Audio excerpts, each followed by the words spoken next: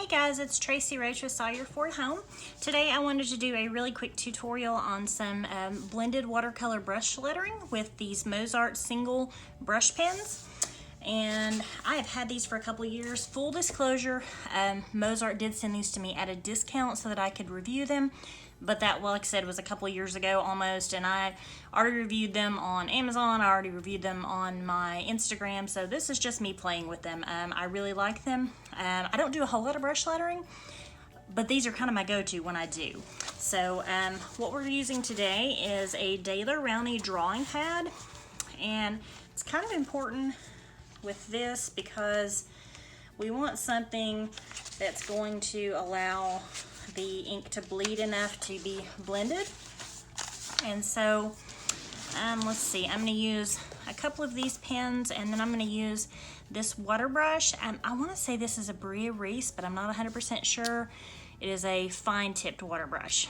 So I'm going to choose these two colors, and no, I'm going to go with these two. All right, and I started playing with these yesterday.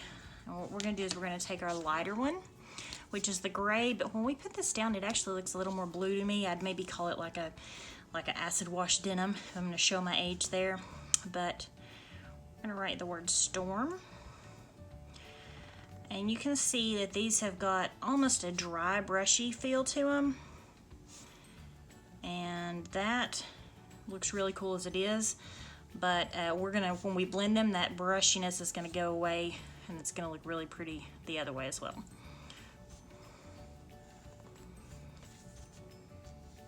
Okay, so what we do, we're gonna write the word storm. And I'm actually gonna go ahead, I'm going to take a pointed pen, and I'm going to write the rest of my phrase above it. Be careful not to smear here.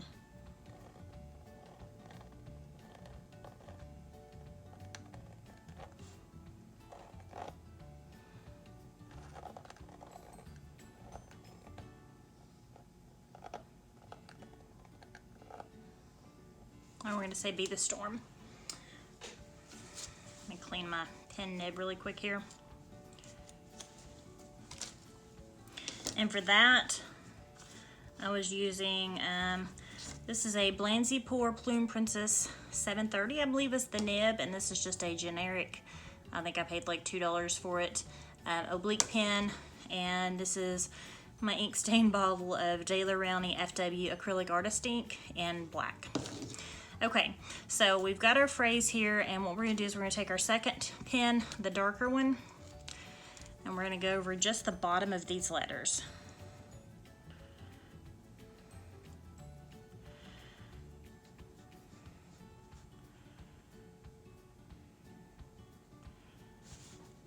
It doesn't have to be perfect, but try to stay pretty close within the form that you've already done.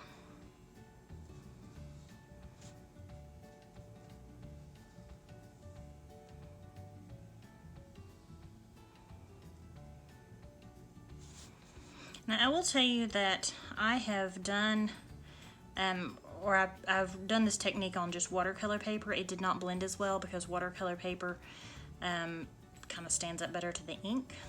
So that's why I went with a drawing pad here. It's a little bit rougher texture.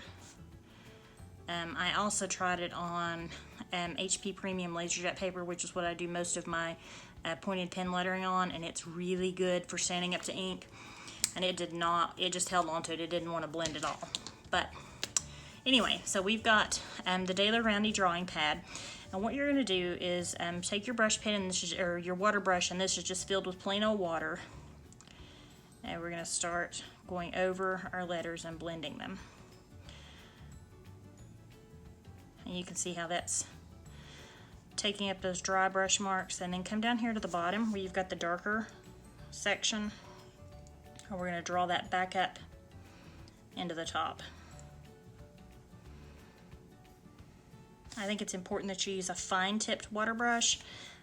For me anyway, I'm not very neat. I'm not great about staying in the lines, and this helps me to do so.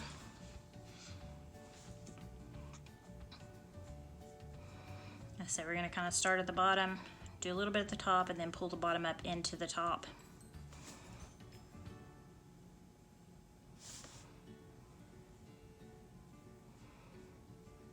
Now this set comes with 20 different colors, and I like them all.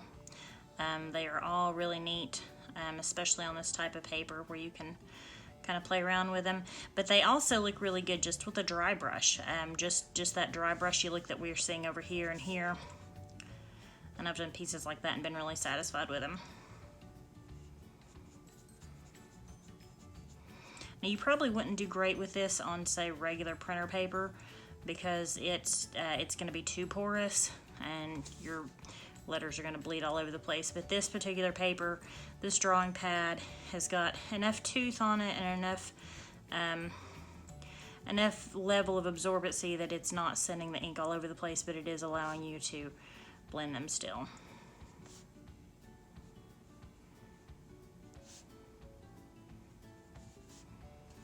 Okay, and there we go. That's the end of it. Not a lot to it. I did earlier, let me see if I've got it here. I did this one, and this was with this darker blue and like a pine green, and this is just my Tennessee Mountain Home. And I'm trying to zoom in here. You can see just where the water has dried in there, and I actually really like that detail. If you don't, you can blend further up to the edges, but I like the way that looks. Probably gonna cut that one out and frame it. And you could do the same with this one. But that's my quick tutorial. If you've got any questions, I am going to link the brush pens and the water brush and the pad below in the description. If you're reading this on my blog post, I'll put the links below on that. But it's just a quick and easy way to blend with those, and I hope you guys have enjoyed the tutorial.